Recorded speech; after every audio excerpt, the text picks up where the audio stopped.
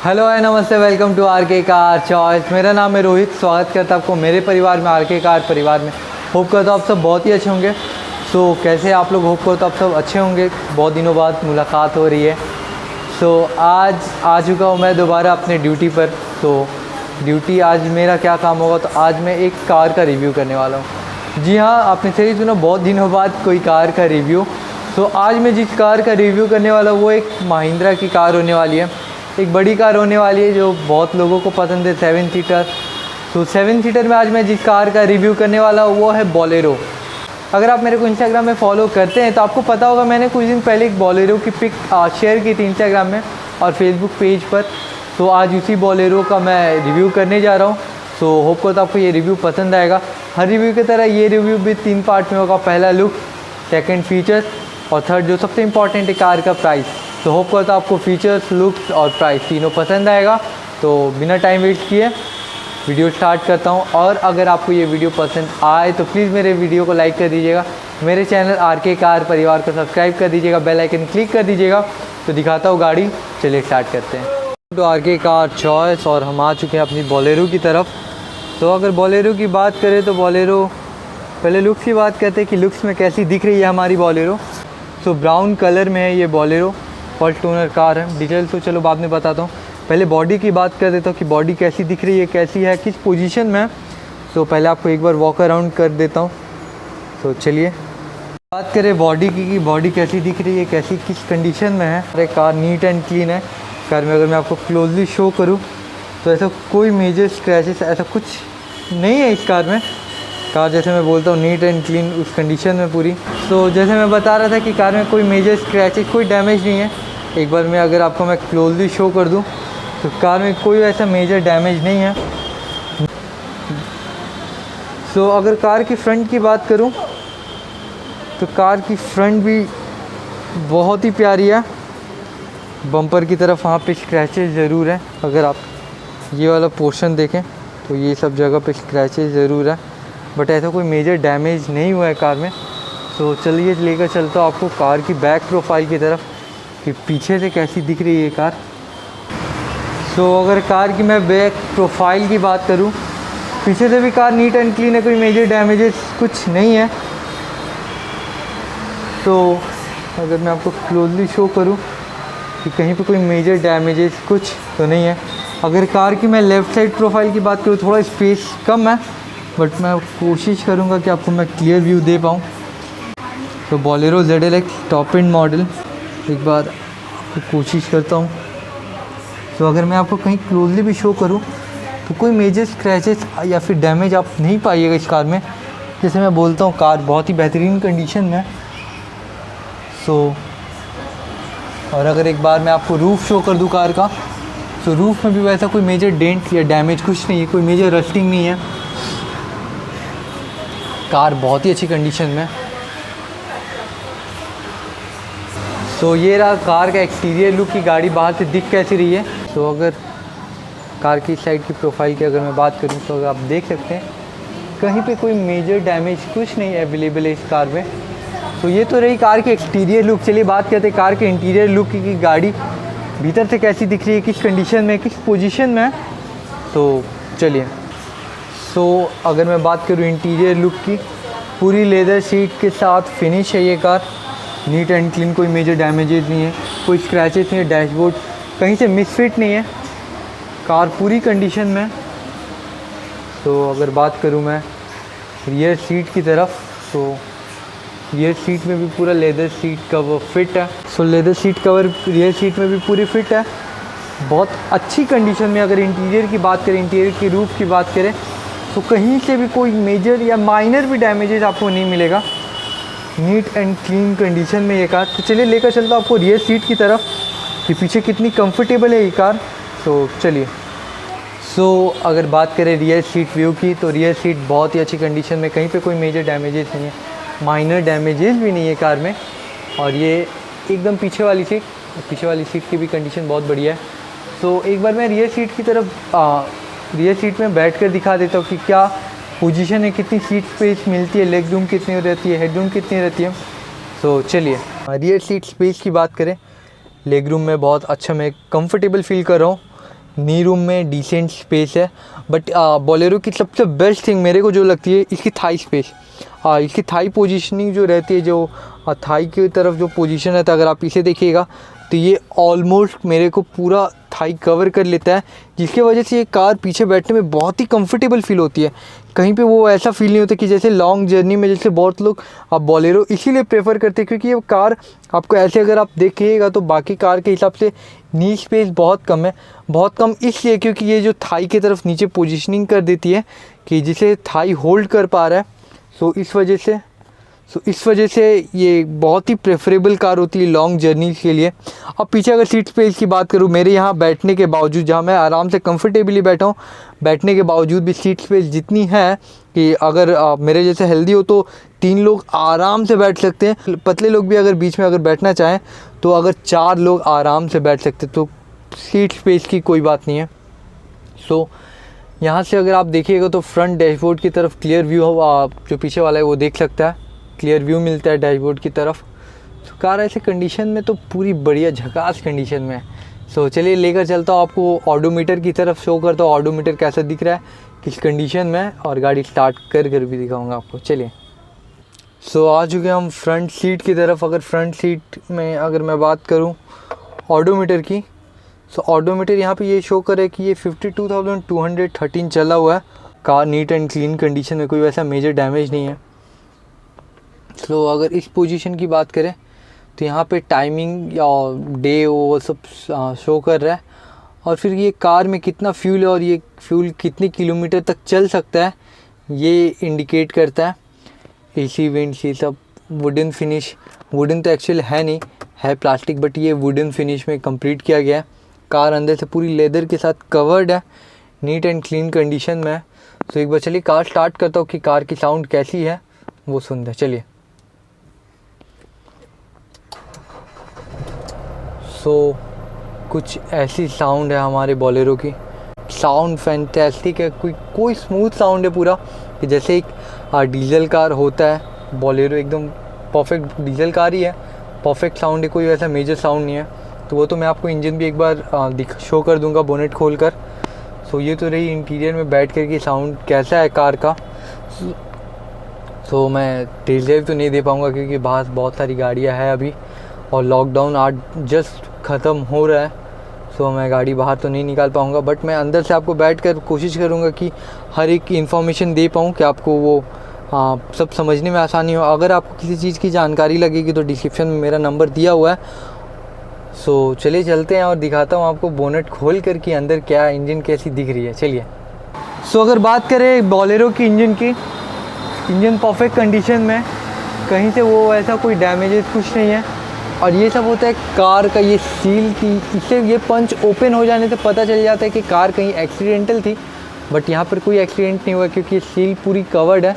कहीं पे अगर आप देखिए तो कहीं से ओपन नहीं हुआ है। सो एक बार इंजन की साउंड सुनाता हूँ कि कैसा साउंड है बोलेरो का। तो लेट्स स्टार्ट। तो अगर बोलेरो की साउंड की बात करें तो साउंड परफेक्ट है। जैसे एक डीजल ये 2400 या 2500 सीसी की कार है, बहुत हाई सीसी की कार है, साउंड भी वैसे ही पावरफुल है पूरा। तो अगर मैं बात करूँ कंडीशन की तो इंजन में वैसा कोई मेजर वैसा कुछ लीक या फिर जैसा मोबिल लीकेज होने से बहुत कोई बोलता है कि डीजल गाड़ी में सबसे बड़ा इशू आता है जब मोबिल लीक करता है। बट अगर आप इसमें ठीक तरीके से चेक करिएगा तो कहीं पर कोई मोबिल लीकेज नहीं है, नीट एंड क्लीन कंडीशन में। एक बार आपको मोबिल गेज शो कर देता हूँ, बट मोबिल गेज है कहाँ पर ये मेरे को खुद को चेक करना पड़ेगा। तो अगर आप देख पा रहे होंगे तो मोबिल गेज पीछे की तरफ कॉर्नर में ये यहाँ पे मोबिल गेज है। और अगर आप देखिएगा तो गाड़ी से कोई बैक कंप्रेशन, क्योंकि डीजल गाड़ी में मोस्टली लोग का यही पूछना रहता है कि बैक कंप्रेशन है या नहीं।